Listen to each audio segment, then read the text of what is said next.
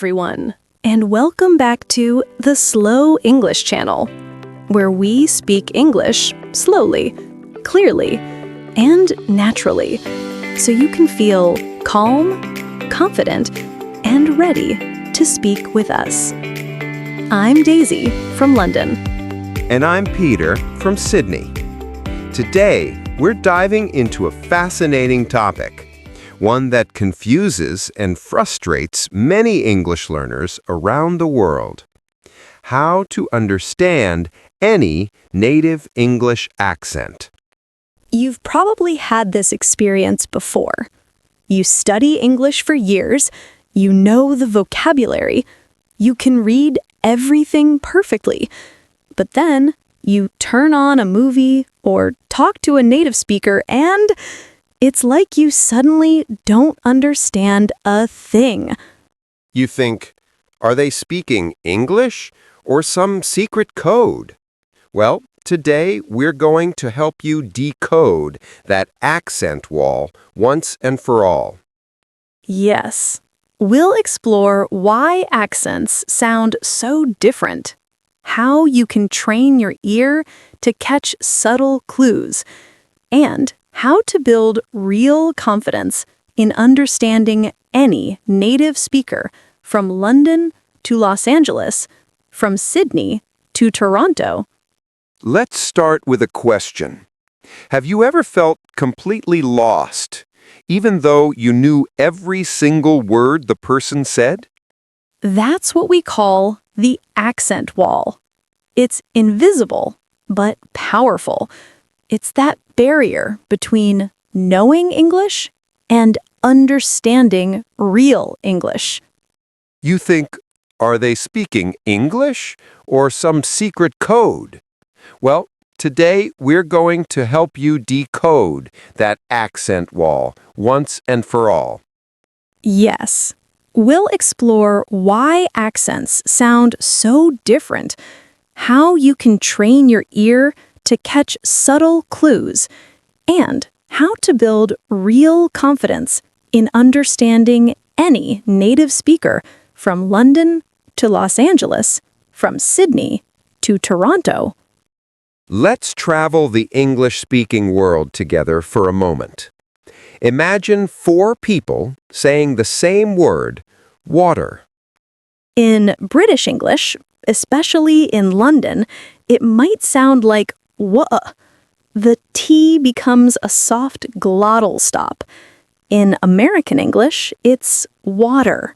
The T becomes a D sound. In Australian English, it's wada, relaxed and open. And in Canadian English, you'll hear water, similar to American, but with a slightly rounder R. See? 1 word, 4 versions, all correct. That's the beauty of English accents. Let's look at a few quick examples. Bath. In British English, it's bath. In American English, it's bath. Schedule. British say schedule. Americans say schedule. Can't. British, can't. American, can't. These small changes, especially vowels, tell you instantly where someone's from. They're like accent fingerprints. And here's the good news. Once you learn to hear these clues, accents stop sounding fast or blurry. They start to sound musical. Let's try a mini listening challenge, shall we? Okay, I'll say 2 sentences. See if you can hear the difference. Sentence 1. I can't find my phone. Sentence 2. I can't find my phone. In the first, Peter used a British can't. In the second, in American, can't. Tiny difference, but now you can hear it. Now, let's talk about something even more interesting: intonation and rhythm. Every accent has its own melody. British English often sounds more musical, rising and falling in tone. American English is smoother, flatter, more rhythmic. Australian English has a sing-song upward lilt, almost like a question at the end. Exactly. Let's take the same sentence and say it in 3 different ways. 1. British. Are you coming to the party? Gentle fall at the end. 2. American. Are you coming to the party? Steady tone, slight rise. 3. Australian. Are you coming to the party? Strong rise at the end, even if it's not a question. That's called rising intonation, and it's a big clue to identifying accents. Intonation also changes meaning. Say this sentence, "You're going." If I say it with a fall, "You're going," it's a statement. If I rise, "You're going," it's a question. Accents are like music genres. The same lyrics, different melodies. And once you learn to listen to the music, understanding becomes so much easier. Here's something many learners don't realize. Your ear is your greatest learning tool. Absolutely. Most people try to memorize vocabulary or grammar, but fluent listeners train their ears. Let's talk about 3 ways to do that. 1. Active listening. Don't just hear English, notice it. Focus on one accent at a time. Pick one TV show or podcast from that region. Listen for small patterns. How vowels change, how the R sounds, how people link words together. You're not just listening for meaning, you're listening for sound shape. 2. Mimicry for understanding. This is powerful. When you try to copy an accent, not perfectly, just approximately, you train your mouth and your ear together. Say the sentence out loud. Feel where your tongue goes. It's not about becoming British or American, it's about understanding them better. 3. Real resources. Apps like Elsa Speak or Speechling help you record and compare pronunciation. Podcasts like BBC Learning English for British or All Ears English for American expose you to real voices. YouTube channels from locals, even vloggers, are gold mines for accent variety.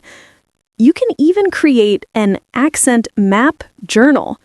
Write down phrases from each accent you hear and practice them silently. It's fun and incredibly effective. Here's the truth. Accents are not obstacles. They're invitations, yes. They invite you into different worlds. Every accent carries culture, humor, and identity. When you learn to decode accents, you're not just learning sounds, you're learning people.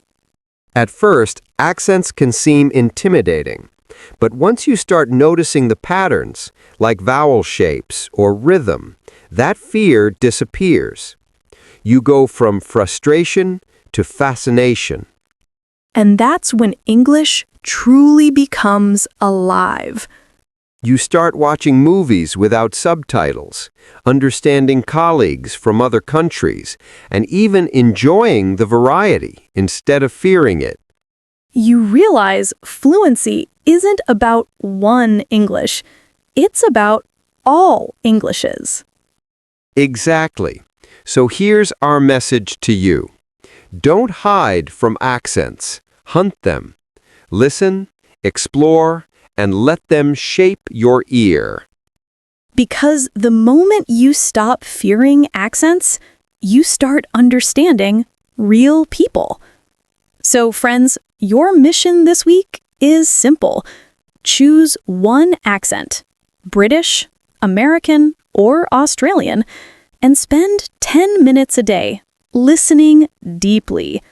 Focus on the music, not the meaning. Write down what you notice, the sounds, the rhythm, the energy. Do that for 1 week, and you'll already feel a huge difference in how you understand native speakers. And if you enjoyed today's episode, please give this video a like, share it with your friends, and of course, subscribe to the Slow English channel. We're here every week with new, calm, clear, and powerful English lessons, so you can sound confident, natural, and truly connected. Remember, understanding accents isn't about being perfect. It's about listening with curiosity. See you next time, everyone.